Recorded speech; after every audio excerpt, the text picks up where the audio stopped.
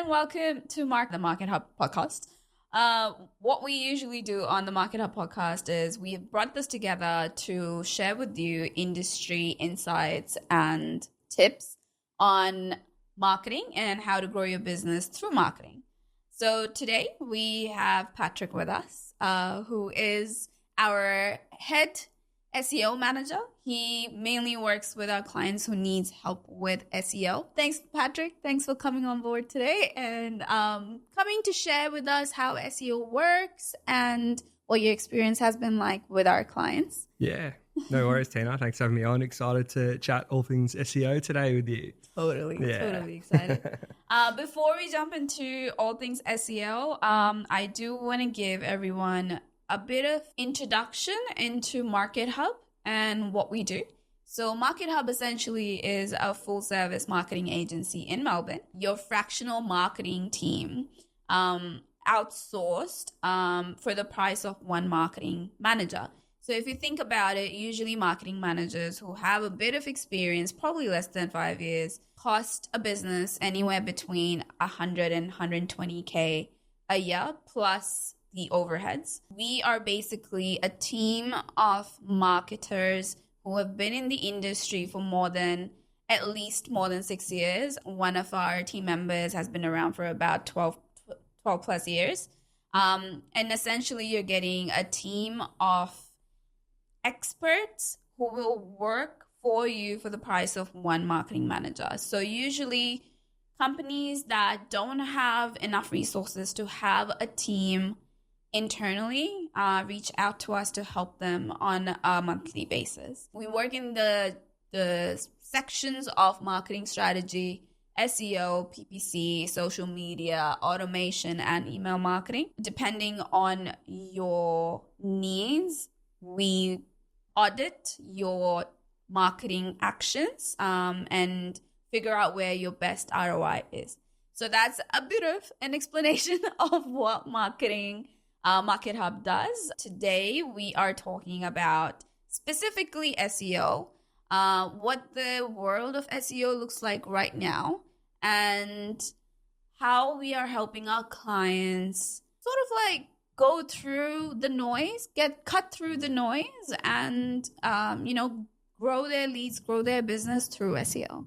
Yeah. Isn't that right? Yeah, that's right. Yeah, 100%. I think anyone at home, I guess, that is a bit of a novice to SEO, I was looking at potentially doing SEO. In a bit of a nutshell, I guess it is really just how well your website communicates to Google and other search engines about what it is you offer, where it is you offer it, and how you perceive that to the kind of digital space, mostly kind of Google. I think, we all know the Google dominance in the world at the moment, but it is definitely an interesting space at the moment with video SEO and with the introduction of AI and how that's all changing. But I'm sure we'll touch on that a bit today as well, which is very exciting. So to start with, Pat, how long have you been in the industry? Yeah, so I've been working in the SEO industry for about 6+ years and much more kind of at a level with MarketHub for kind of the last 6 months as well. So we've had a really good time together as well, which has been great. I think overall though, I've kind of been in the space for just over 6 years now. Yeah. And you have worked with clients in many different industries? Yeah, plenty. A lot of different industries, particularly e-commerce clients is probably one of the biggest ones where we see a lot of success. There's just a lot of space to grow, and SEO is most effective in that area, but not to say in other industries as well, such as NGOs I've worked with, also have worked in the kind of beauty industry and whatnot.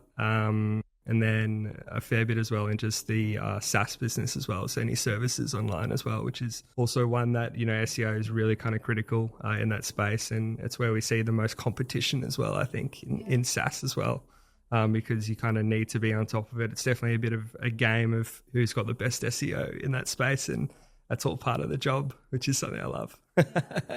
For people who are watching that are running a business right now, if they were to invest in SEO, there is that thing about, when it comes to SEO, we have to invest in a few months of paying someone to do it for us. And it takes a few months for it to start work. There is that little hurdle that they have to cross. So what we have seen with clients is once they do spend that initial 3 to 4 months on SEO, they usually see such a good growth for their business that eventually they don't need to spend as much time on ads, for example. And SEO basically becomes their main channel of lead generation. How would you address clients who have that concern? Yeah, I think it's a really good question. I think I think you nailed it on the head with I think eventually you want it to take over from your PPC, Google Ads kind of budget. It can be a bit daunting though, because when you make that switch over from stopping the ads onto SEO, you may feel like you're a little bit exposed. A lot of the time though, I think getting someone that can explain to you, every website and industry is different how long it'll take. I've had some success with SEO clients within 3 months, but some within a few weeks. Some have taken 6 months, some have taken longer. It really kind of depends on the competition. It's all kind of data backed though. So if you get someone that can give you a good proposal, like we like to do at MarketHub, we really like to set timelines around how long it will take. And we do have a general idea around how long that will take. And we're very transparent about that as well, which is very helpful. I think it really comes down to what your goals are, which kind of keyword segments and pages you want to rank for, how competitive they are. How much you're going to have to put in. If your website's already set up properly, we'll be able to go straight into link building, which is more building your authority. But again, there's 3 different factions of SEO, the on-page, off-page, and technical, and you need all 3 of them working in harmony. So it depends how well they're going when you start. It's quicker to get there, to get your results, but if all 3 need work, it's going to take a lot longer. So it's all very unique and case-by-case basis. But again, yeah, it's something delving into that performance, we can kind of have an idea about how long it'll take. I think though, without a doubt, it's something that you have to start investing at some point. And eventually, once that needle does hit the point that it takes over from your ads, it's a no-brainer. So it really is, you're going to have to dip your toes in there sometimes. So might as well start it. And initially, when they do invest in SEO and ads, it could be quite daunting, because they're spending extra money. Yeah. But our aim is always to help them reduce that ad cost so that they can just focus on SEO. Yeah. And SEO is, for sure, I feel like tell me if I'm wrong, but SEO I feel like is a marathon. You invest in it for the long run, and eventually it just pays for itself. And it gives you, like in most cases, like if not more than double, sometimes 10 times the revenue that you wanted. And I feel like PPC and ads is usually like a sprint. It helps you set up things initially, but you can't do it for the long run. Not always, because it can get quite costly. Yeah. So having SEO in mind and investing in it now so that you can swap over in the future is important for businesses. Yeah. 100%. I think also for small businesses in particular, I think there's always an SEO strategy that you can leverage to your advantage. And what I mean by that, I'll use a bit of an example, just a random example. If we look at something like a SaaS business, like a human resource software business or something, a lot of the really big players in that industry, without naming any of them, will have, because they're such massive websites, they'll have kind of HR software as a subfolder to their homepage. They'll have their brand predominantly as the main ranking kind of segment of keywords for their homepage.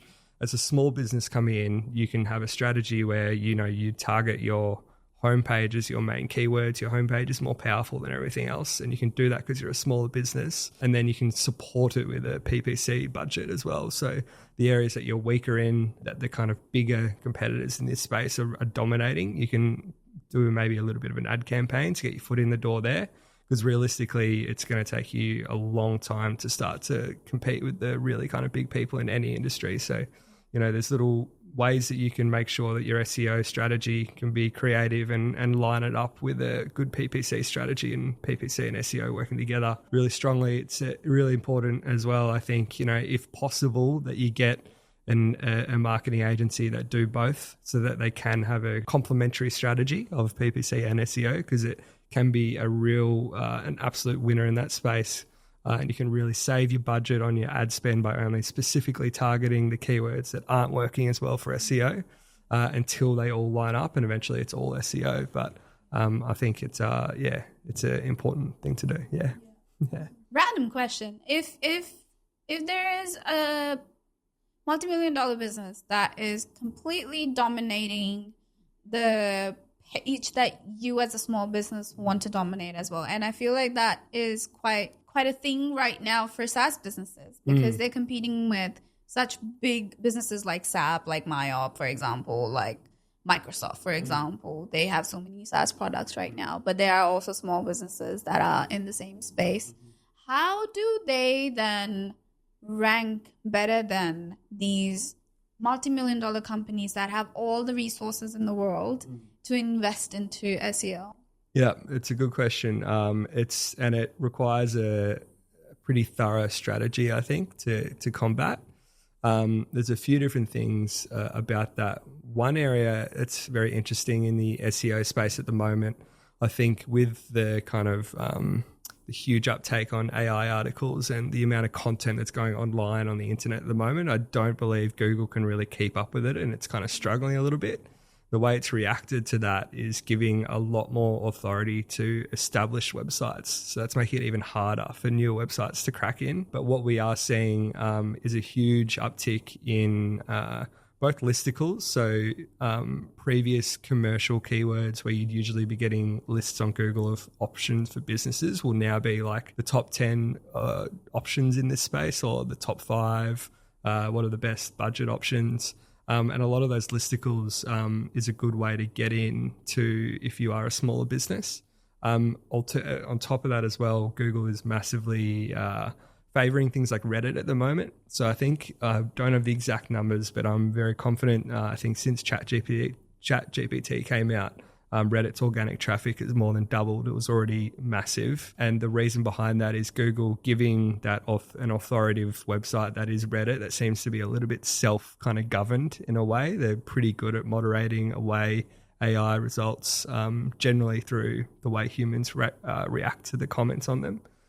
So Reddit has become a space where businesses can get into Reddit and, deliver their product on Reddit in those listicles. What are the best X in this? And it's a good way to get people to find your business through those types of blogs and websites from things like Reddit. The second way, so that's, I guess, a bit more of a left of field strategy. Like sneaking in through a good strategy. And I think it's really effective, especially right now. On top of that, though, more traditional kind of SEO, how you play with the big guys, is to find holes in. They can't cover everything, the big competition. They've got to sacrifice some areas, and it's finding what it is they've sacrificed. And that might be a particular long tail keyword that's very specific or quite niche. Your niche as a younger business might be your price. So if the price is something that you're very competitive on over of the bigger players, to make sure that you've got an individual page about that on your website, and really pushing those keywords about the cheapest or most cost effective, blah, blah, blah, whatever that may be. And then also definitely blog strategies. So there'll be a lot of kind of blogs that are commercially kind of intent in your industry, and making sure that you're finding what those are, which any good SEO agency will be able to do through a bit of a competitor review and finding holes in the market, and getting people in to see your brand through different blogs that have commercial intent, and then kind of giving your value proposition that way and letting them see you that way. And again, then it all rolls into, after that, making sure that you've got pages on your SEO ranking so they see your brand again, and then maybe PPC ads as well, and you're just kind of peppering away early in the funnel, and eventually, hopefully converting them into customers. But there's a few different strategies there that you can really go after as the smaller guy to try and take it to the man. So I get this question a lot when I start talking to a client about SEO. They're like, when we start with you guys, what do you do in the first month? And we usually work on, the keyword research, the competitor research, things like that. And they're like, oh yeah, no, that's fine. Like the previous agency that we had, they have done the keyword research, so you guys don't need to spend time on it. and then I have to, rebuttal and be like, no, that's not how we work because blah, blah, blah, blah, blah, blah. So can you take me through that process of why it's important for us to do the keyword research when another agency before us who may not have been performing, that's why they've moved to us, why do we then need to do the keyword research? If you've hired any SEO agency before and they're making changes on your website in the first couple of weeks straight away, I think I'd be double checking exactly what they're doing. In the first month of any SEO planning phase and strategy kind of building, that keyword research is the most critical in finding both the way that potentially the website needs to be restructured, and based on that restructuring, then doing the keyword research. I think any keyword research people have previously done, there's some constant change in search behavior, what people are searching for, the way people are searching a particular word. So within about 8 to 10 months, I'd almost recommend anyway just doing a complete revamp, just checking that all your previous keyword research is still relevant and accurate, and if there's any new areas that you should look at. But that first month in that keyword research is so important to your success, especially as a smaller business, because generally what a lot of find cheaper SEO kind of packages will do is that they'll generally just use a competitor's website and pretty much copy and paste their keyword research. And it's a shocking way to do it. And it's the budget option because it's quick. But in reality, you need to spend a lot of time looking into every single business segment, every single page on the website, looking for what new pages need to get made. And what new keywords come with them, all those different holes in the market. Really, you should be finding keywords. There may be no competitors that are using them.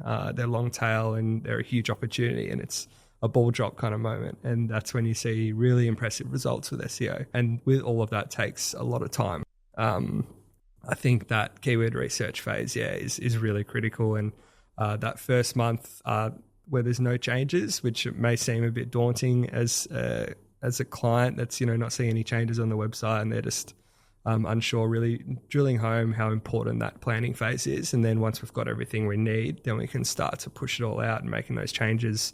And it's really critical. I also see right now AI is very much in the talk when it comes to SEO. There are many businesses that have popped up out there that are doing SEO just based on AI. And they are super cheap. Well, I wouldn't say super cheap, but they are cheaper. But there are also now talks that clients are suffering because they're not getting as many results because those agencies are fully based on AI. What are your thoughts on that? And how do you use AI to complement your hard work? Yeah, it's a topic we could talk about for hours, I think. And it's also such an interesting space at the moment. Obviously, it's changing so much. I'm sure yourself and everyone at home as well really understands how much people are using it in their businesses now. I know people from all industries, friends of mine, that are finding ways to leverage it and use it in some way or another, particularly for SEO. Those kind of cheaper packages where people are offering AI as being the kind of driver in the car. It's a big error. The worst thing about it is that it's making a lot of websites all look the same. And one of the most important things in not just business, but also SEO is to differentiate yourself to a degree, especially if you're in an industry where there's a lot of competition.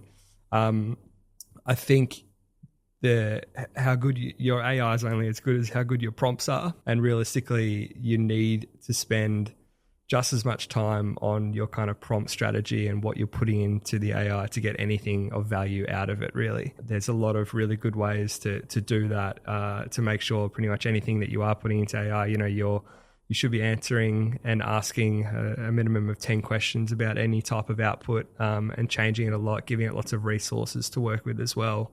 Because we've all seen how bad it can be. And I think quantity is not always quality in that space. And that's a lot of the times those kind of AI packages are definitely kind of putting out there. So I think leveraging it is a good idea. Finding, especially if you have a strategy that's worked really well for you, whether that may be a blog strategy that you've had where, let's say, for example, you're making blogs, you're in the beauty industry and you're making separate blogs for all your service pages that are about cost. So it breaks down in real detail all the costs, the Medicare benefits you can get, all like really detailed about that. And you've seen that blog rank really, really well. I think where AI would be great then, instead of wasting your time completely redoing that for your other service pages, it already knows your tone, you've written that out, you've done a really thorough job on that blog. Using it to replicate that to a degree of your other service pages with all the new information and intel and any other additional little things that may be nuanced from the original one. I think that's a really good way because you know that Google likes that original blog, performs really, really well. So you want to keep doing that. From a UX point of view, I think having consistency across blogs like that is actually a good thing rather than a bad thing. The structure of the blog. So that's where AI can help you with speed and you can really punch out those cost blogs, which is something we've done before and had a lot of success with. So that's where it can be really helpful. It's an interesting space. I think if we can talk about AI and SEO in general, I guess a little bit, I think especially in the e-commerce industry, I think at the moment, having a brand is so much more important now. Then I think it's like why we're seeing the kind of the death of drop shipping to a degree, because it's all now just clearly AI and just not very trustworthy. And it also goes for a lot of other businesses. We're seeing the ones that are performing the best that have really strong brand image. They've got unique kind of propositions. If they're working on Shopify, their collections have unique names that particularly may not be the most searched terms. They're branded, and they're having the most success on other platforms like Instagram and Facebook, where particularly you may not need as much kind of SEO in that space because of how important brand is now and differentiating yourself away from all the AI fluff that's going on. You naturally are going to have a website then that is potentially not favorable to Google because you're using terms that people aren't searching for a lot, and you're trying to differentiate yourself and look different. For those people, it's so critical to have an SEO agency on you because we're lucky enough that I'm not going to put a number on it, 200 plus ranking factors. There's a lot of argument about that, but in those ranking factors, there's a way to have a strategy where you can still have a strong brand and be unique, have unique names for your collections and what you're offering, but then also make sure both on page, off page, and from a technical aspect, your actual SEO and the actual high search volume terms are still getting covered on that website. And that's really critical at the moment in that AI space, is to still have it black and white for Google, but also kind of cover your brand side and work with the business that you're with so that they can keep their identity, their unique identity, but also be strong with SEO. So what you're basically saying is, I love that analogy that you gave about, AI being in the driver's seat.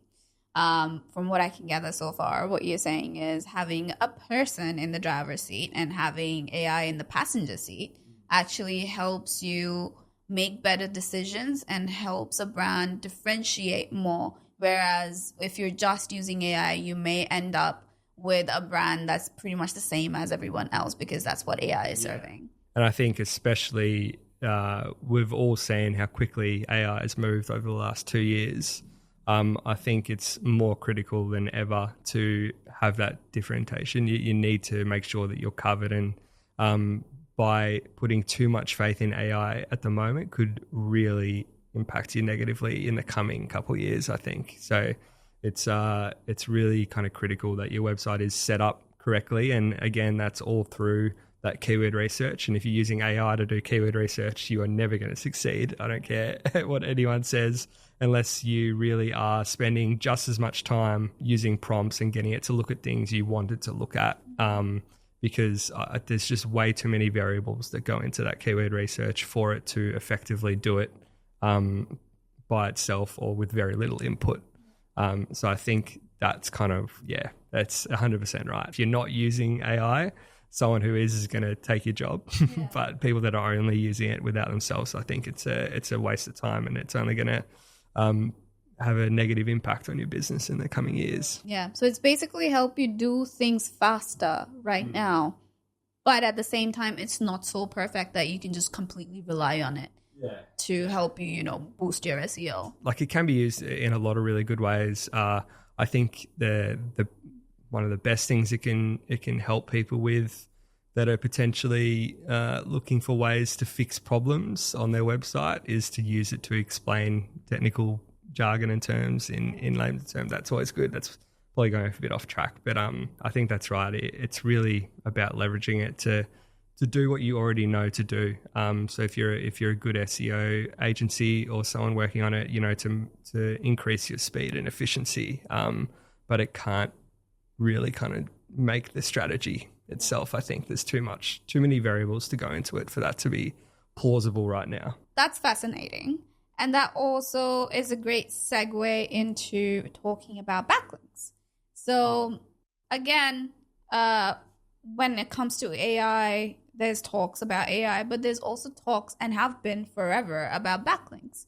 What are your thoughts about backlinks, and do you think they're still relevant? Whenever John Mueller from Google says that they're not as important anymore, then we know that they definitely are.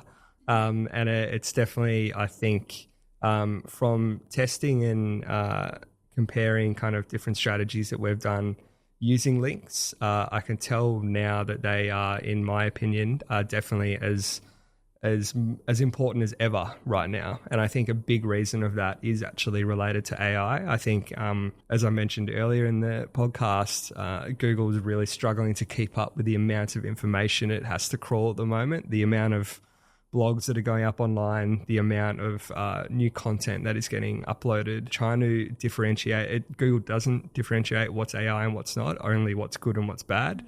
But it's still just the sheer quantity of content that's getting put up at the moment. So naturally, I think what they're doing is the one source of truth there is really backlinks, because it's a really strong indicator of a page's authority, where those links are coming from. Right now, we know they are super powerful. So I think it's a really important strategy to ensure that you're implementing in any SEO plan. To definitely make sure that you're building links at the moment. Yeah. So you mentioned that having backlinks actually tells Google that you are a good authority website. How does that work? I think it's a good question in that it's a loaded question. There's a lot to kind of unpack there. Ultimately, for anyone that isn't aware about how they kind of work, I guess you can use a backlink is any link from an external website that links into your website, and that sends authority across pretty much. So if you're getting a link from a very high authority website, really kind of simple example would be if you've got a news story from a major news outlet and they're linking to your website, it's a really high quality link. Obviously very hard to achieve, and generally you need a real world news story or something to achieve something like that. But there's lots of the way Google sees a website like that. Like if we look at like The Age, for example, Google has a score for The Age, which is how authoritative it is. It's very authoritative. There's a lot of websites similar to that are very highly authoritative, and they're authoritative by other authoritative websites linking to them. So it's a bit of a spider web. And getting links from those types of websites into your website is a way to improve your authority score. And ultimately that is a bit of a tiebreaker. So if you create two brand new websites with two different brand names, but both equally optimized for SEO, selling the same thing with the same content on each one, and they both go to Google and they're live, you'll see they're pretty much level in terms of their authority score. If one of them gets a backlink, that'll be the tiebreaker to put them over the other one. Is obviously scalable. So the more you kind of get for each one, it's also, ultimately that's kind of how those backlinks work, I guess. It's a kind of reeling on back into that small business discussion as well. You just got me thinking about that. Backlinks also work on a URL basis. So if you have a specific page that you want to really boost on your website, that maybe a secondary kind of page for a bigger competitor because they've just got so many products, you can really have a strategy where you build links to that specific page to help boost that. And that page may rank a lot higher than a lot of the bigger companies out there, but because you're really focusing on building links to that page, you're giving it a lot of authority, and that's a kind of way to undercut or overcut your competition in a way there. Yeah. So we can basically compare backlinks and authority scores to the real life in the sense that when you are a business owner, it really does depend on how many people you know and how authoritative they are in the industry that you're working in. If they then refer you, you become a relevant business owner who can be trusted by other business owners or your clients and customers. So it basically works in the same way, where online you have this digital presence where if you are talked about by other people and they're linking back to you on your website and mentioning your website, then you become an authority in that space.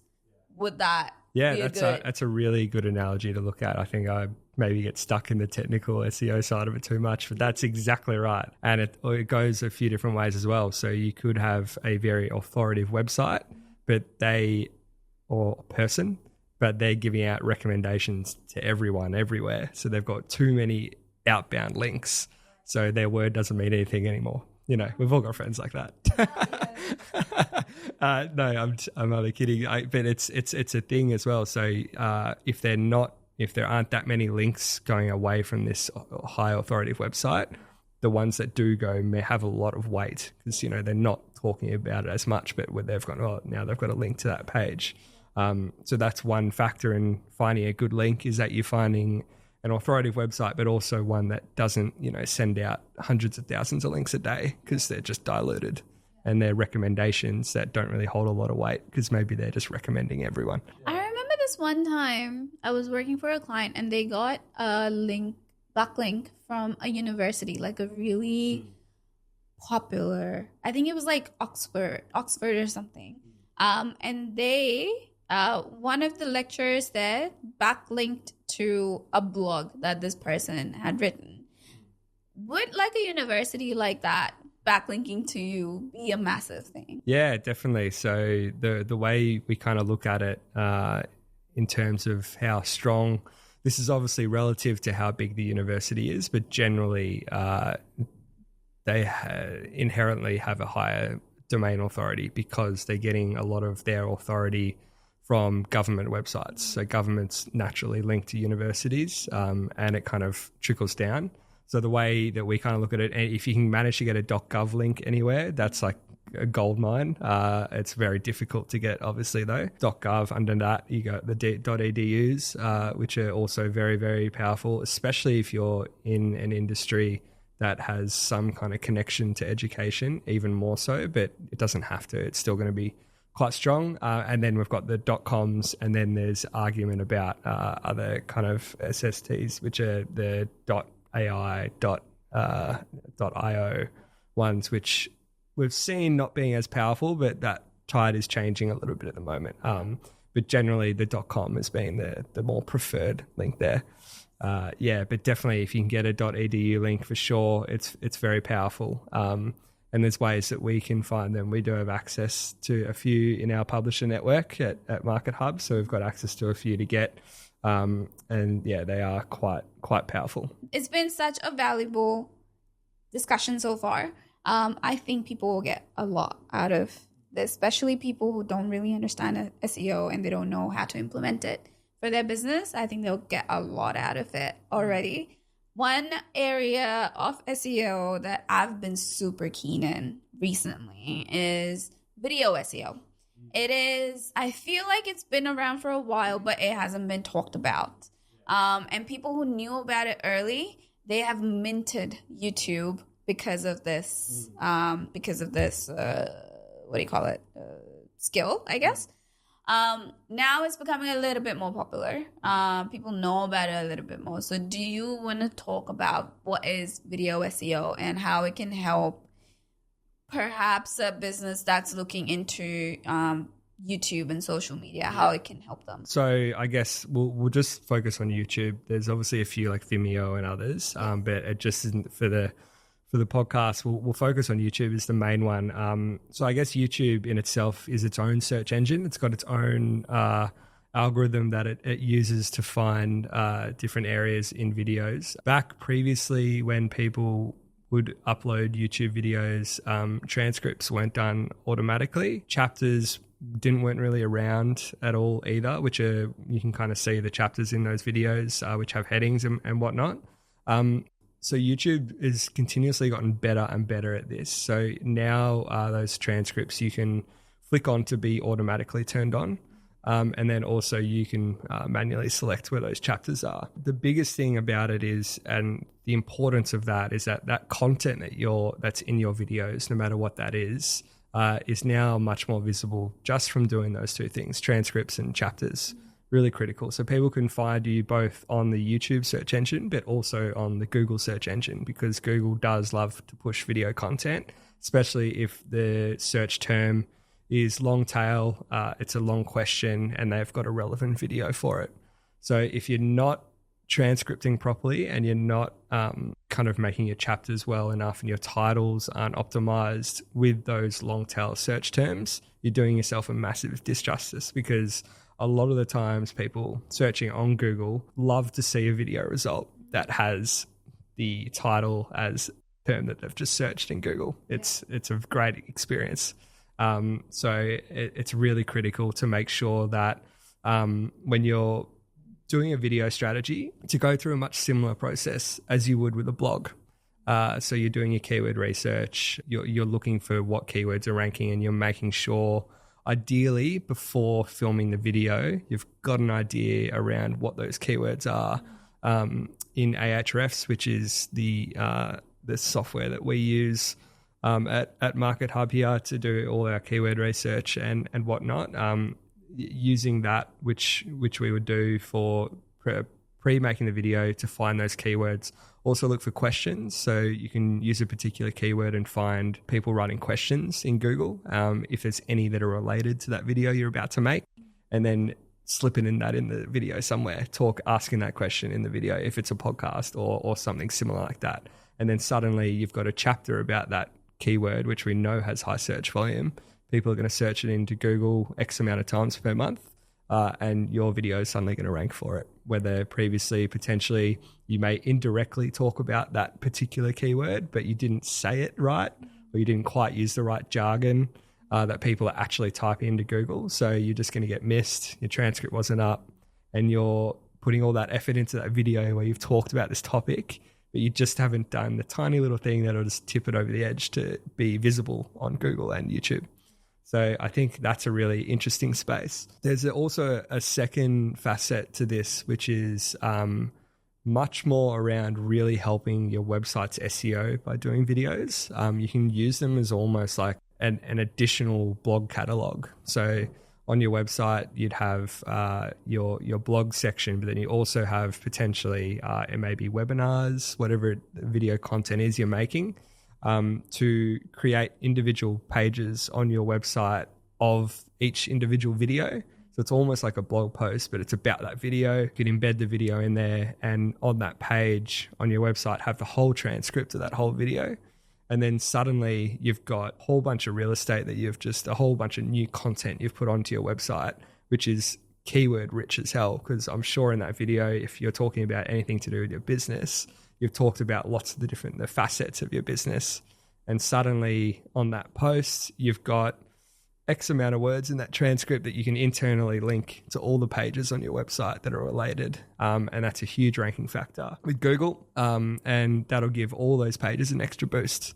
So there's the benefit of that, which is actually helping your website SEO, but then also the whole thing about video SEO. So it's just like a domino effect of reward, I guess, by doing videos. It's a great idea. And I think if you're thinking about doing it, the benefit is not just for people watching your videos, it's also actually going to improve your SEO, your traditional SEO. And I think as a business, if you think about it, people are consuming more videos anyway. their attention spans are getting smaller. So creating videos is crucial for any business at the moment. If you want to grab attention, that's what you do. And that's why I guess YouTube and its search engine ability is becoming more popular right now, and people are spending more time and effort on optimizing their video SEO because they see how much value it adds, not just on YouTube, but also on Google. So for example, for us, if we are creating a video on what is search engine optimization. So now if we take that chapter and upload it onto YouTube, we are more likely to show up in YouTube search engine and also Google search engine for that topic. And I feel like when I search for something that is around how to, if the video is nice and short, 2-3 minutes, explained well and recent, then I'm more likely to watch it. If it's something that was uploaded 2 years ago and it hasn't been optimized recently, then I probably wouldn't add the same value to it as I do now. So do you think, how does that work? Like if you created a video years ago, but it's still relevant, it's just a little bit outdated, can you then go into YouTube and optimize it further so that it is more relevant to today? I'm sure everyone would have seen the if you look up a video and it says, posted in 2013, but they've changed the title to 2024. It used to work, doesn't anymore. So I think it's always a good idea to refresh your content and do a brand new video rather than kind of updating the metadata. On a website with a blog, you can update, if you update the content, 20% new content, then you can republish it as being newer. I think that's okay. Google's fine with that as well. But I think for a video, I think it's a good idea to just completely redo it and then do it with, as long as there's enough new information to give enough new value about the topic. If it's still relevant, nothing really has changed that much and there's no much more to give, I think just leave it. As long as it's still performing well, keep an eye on what your competitors are doing. If they're making new videos, it generally won't rank higher than yours, even if it's newer, as long as it doesn't have more value and added value. And if it does, then there's more stuff for you to do. So then go back and remake it. I think that's the best kind of strategy. Always just bring it back to, is it going to assist? Is it going to be a good user experience if I do update this? Is it going to add more value? And I think if you answer those questions, generally in terms of video SEO, that should give you the answer whether you should redo it. Yeah. You're talking about adding value quite a lot today. I know when I started working in the marketing industry about 10 years ago, the business owners that I worked with in the past, it was easier for them to rank on SEO and get leads from ads back then because it was such a fresh area. And I think people still ride that thought process that, it was so easy a decade ago, so why isn't it easy now? What do you say to that? I think it's definitely not easy anymore. I think going back to kind of AI, I guess a little bit, that's made it even harder with the amount that's getting put up there. You mean just like in general SEO, like not being easy? Yeah, I think what I'm referring to is I think businesses don't realize that they are actually competing with like millions, if not billions of content, articles, videos out there. And even though it was easy 10 years, like let's say a decade ago, because there was not enough competition, today the competition looks completely different. And I guess what I'm trying to say is that's where strategy plays a part, and having the mindset that, it was easy a decade ago, why isn't it easy now? It should be that easy. It's actually not. Yeah, yeah, 100%. I think a big thing about it is we can kind of talk about SEO a lot, but ultimately it's really about like activity on your website. Like you want your website to be to be doing lots. You want it to be uploading blogs, ideally uploading videos, which you're making pages for on the website. You want to be refreshing your content all the time with new things that have come out about it. You want to be posting the newsletters you send out. You also want to be making blogs about those newsletters. You just want to be super active.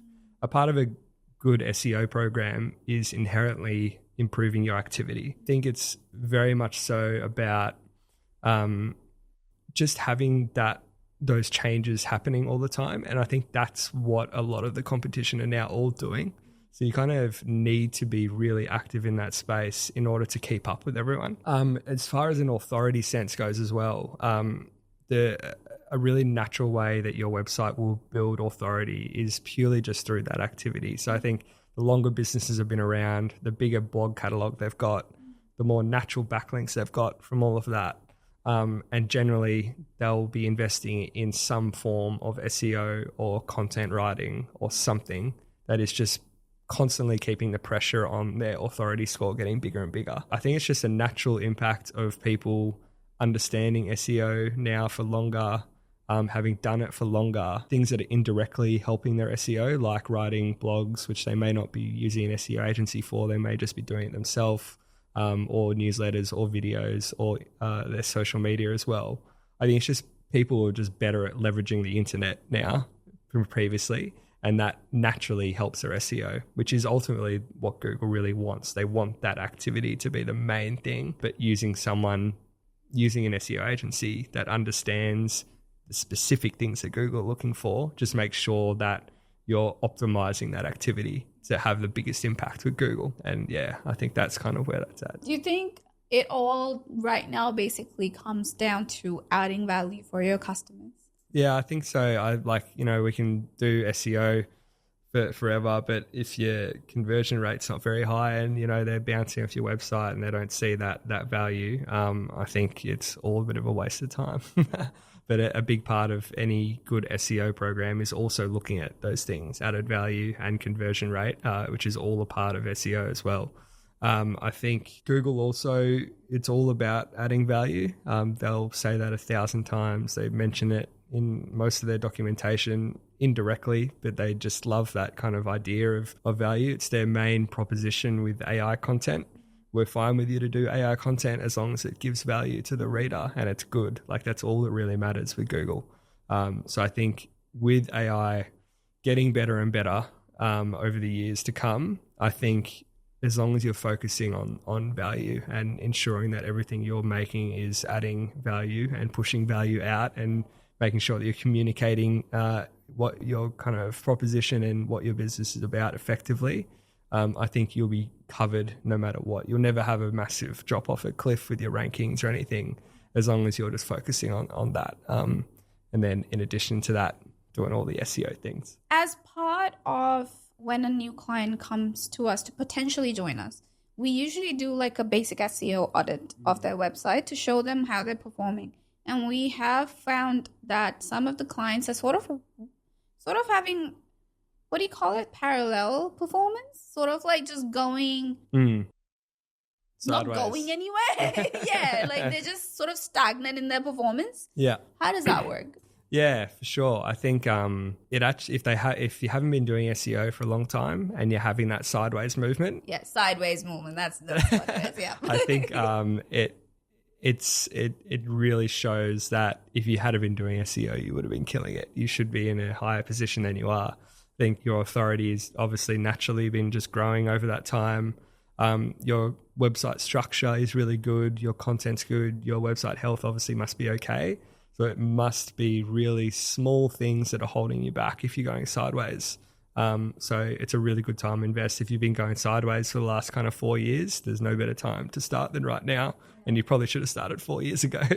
But I think that's really what that is. It's just that you're in a good position where there's not a whole lot of competition. There must be not that much activity going on. And that's generally the reason why. I think it's just a huge call to start your SEO if you are experiencing that sideways movement.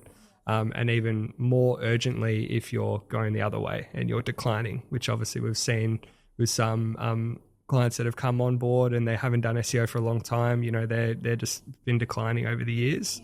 That's even more of a red flag because SEO is a necessity for them. Otherwise, they're going to continue that trend. So it's always a good time, you know, and if you're going up and you're ranking number one, it's still a good time because you're going to have to hold on to that position, especially if it's a very competitive environment and a lot of your competition are going to be doing a lot. I'd be looking at how many blogs they're all doing and getting an idea about that activity we have to talk about and making sure that you're meeting your competition's output, if not bettering it. With that SEO activity and changes and updates on the website. I think that's one of the clients we have is a great example of that, right? Like with the beauty client that we have that we can't say the name of right now, but they were performing really well in their industry a few years ago, but because the competition has gone up incredibly in that specific space in the last, I think, 6 months or so, that's basically why we've come on board because they were seeing that sideways movement as well. And even though they have been around forever and they should be the authority in that space, but their SEO wasn't reflecting it. Do you want to just like comment on basically what we did for them to then see them getting like 24 leads a month to now getting like 52 leads a month just from SEO? Yeah, for sure. So it's probably they're probably the perfect example in terms of the type of client where if they had have done just the base AI package that we talk about, they would have continued to see that sideways movement. A big reason behind that is that after that keyword research that we did for them, they're in a particular niche which is evolving rapidly at the moment. There's lots of change, and with that naturally comes different search terms that people are looking for. They're either hearing a different way of this particular service, the way it's being said is completely different, and that's either coming from overseas or content online about it. Just like the way people are searching is changing. Massive part of that keyword research is we were noticing trends change in search terms.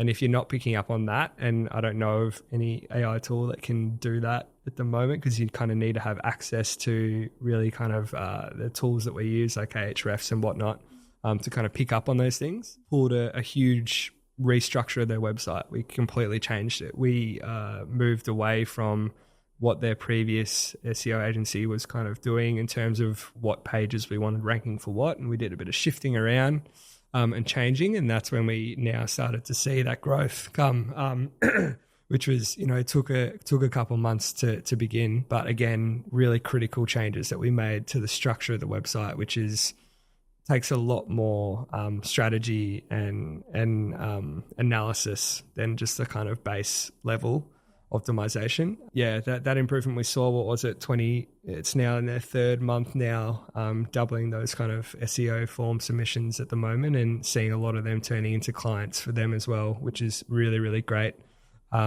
It's a rewarding feeling seeing that start to happen, and they've got a long way to go to grow still. So that's very exciting. Yeah. I saw something similar happen to a client a few years ago during COVID. So they were a SaaS business, and just before COVID hit, and we did not predict this, but because we were already working on their SEO, we just happened to be in that space where people suddenly needed their service during COVID. And people started searching for them. So because we had already put in the work, their website traffic went up by 40%, but their lead conversion went up by 200%. And that was insane to see. And if you think back, if they hadn't been already investing in SEO, they would have missed that opportunity of growth. And we're talking millions here. So if you are a business that is predicting a growth in your space, you should invest in SEO now. Because in a few months' time, the train will be gone. yeah, you want to be ready. Yes. For sure. You definitely, that website that was selling face masks, I bet there's a few of them that are furious.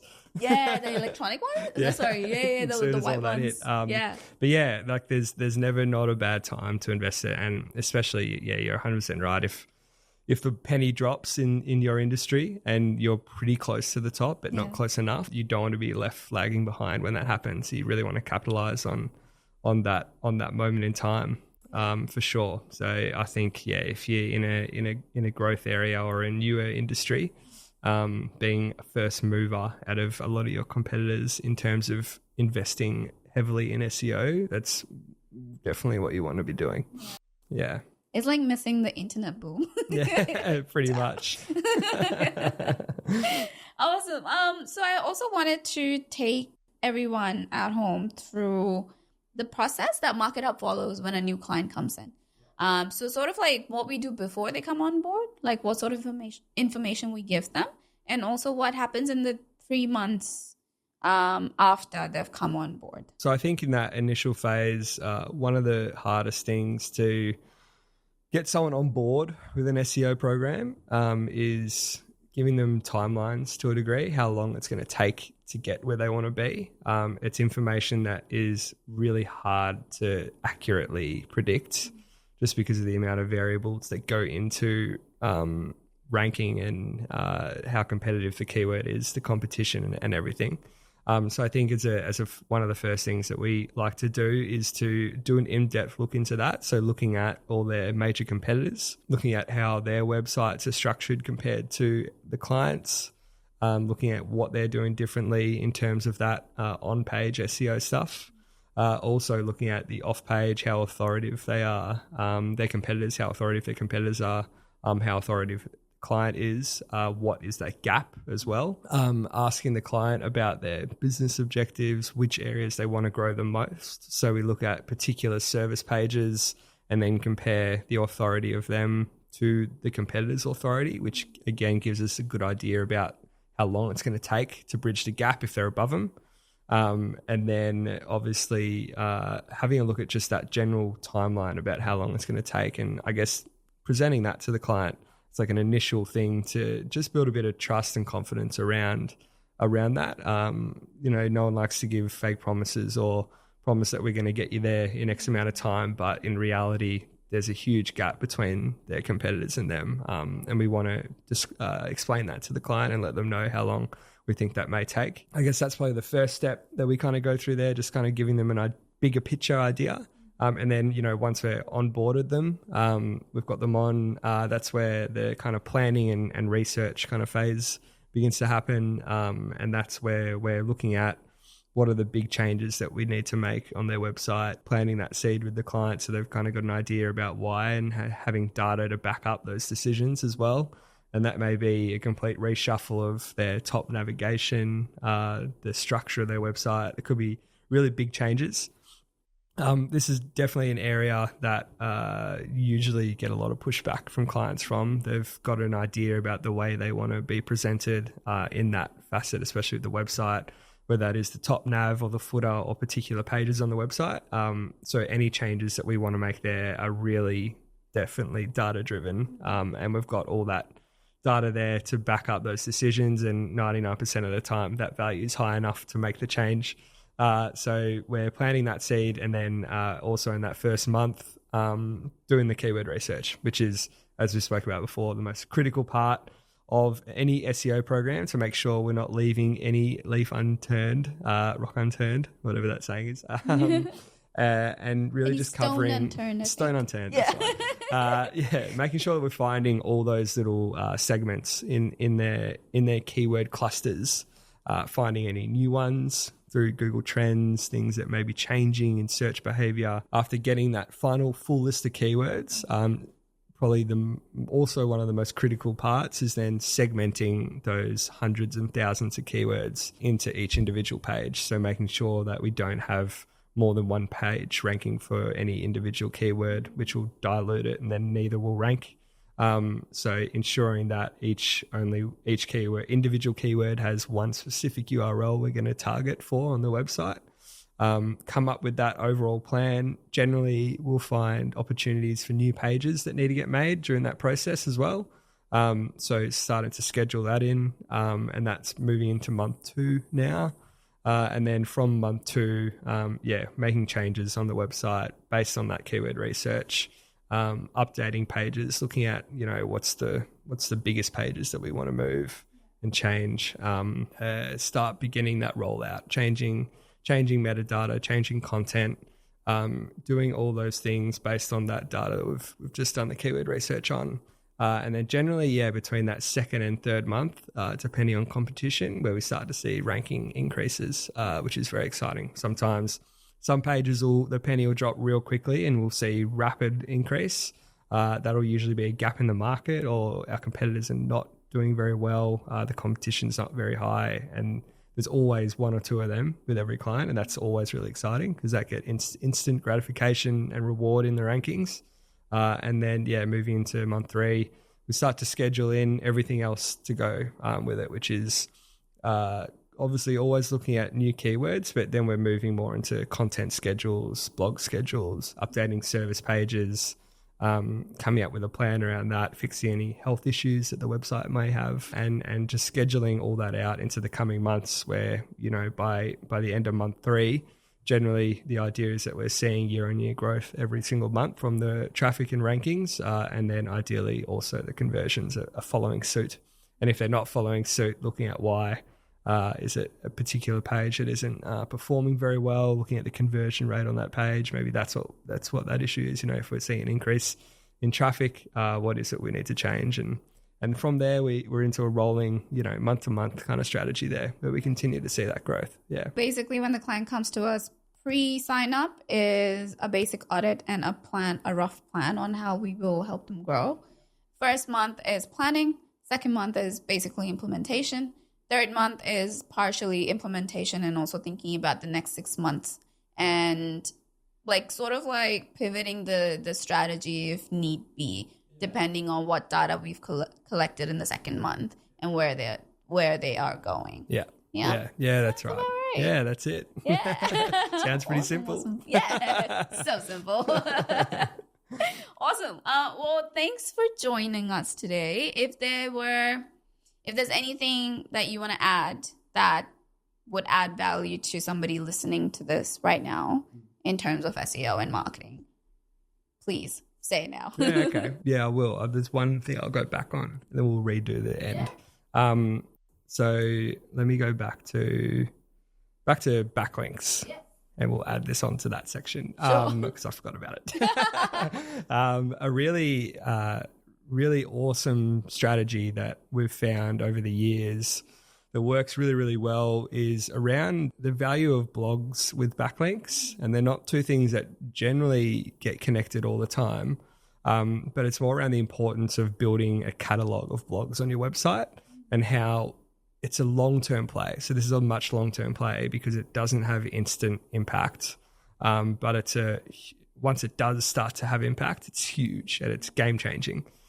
So what you want to have it's a massive reason why we want to regularly upload blogs on a website. You can make backlinks through outreach, obviously, and you can do that straight away anytime. You can get backlinks almost instantly from reaching out to people looking to collaborate and whatnot. But this kind of blog strategy works really well in that you've got a huge catalog of blogs on your website. So it may be in excess of 50 blogs, and it takes a long time to get there.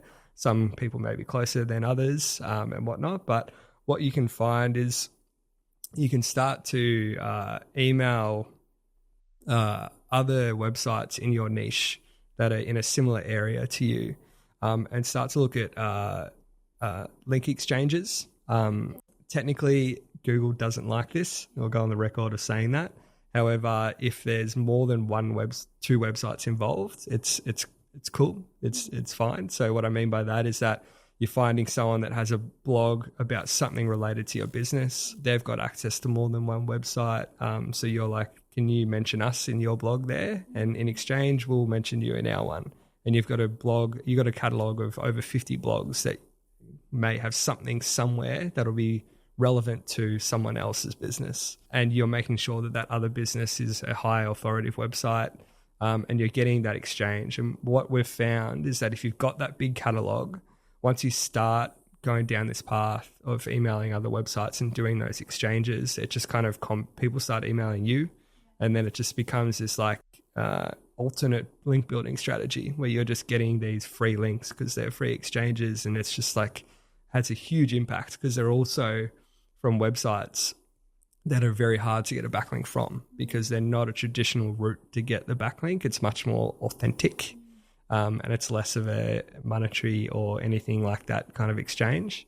And it's a really interesting way to do it. And it's a huge reason to build blogs, even if you don't see initial value in it. And, you know, you're one of those people that thinks no one reads blogs, they're a waste of time.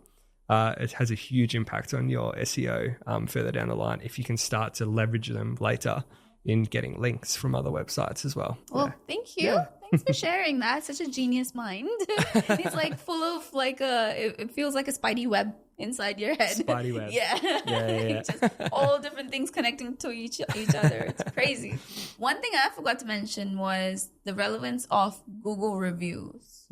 Does that play a part in your ranking? Yeah, definitely. So it's definitely probably it's not a newer space, but it's a space that we're trying to leverage a lot more at the moment, especially with local businesses where that local, showing up in the Google Maps search engine, which is the same as Google. It's Google, but it's a whole different thing. Yeah.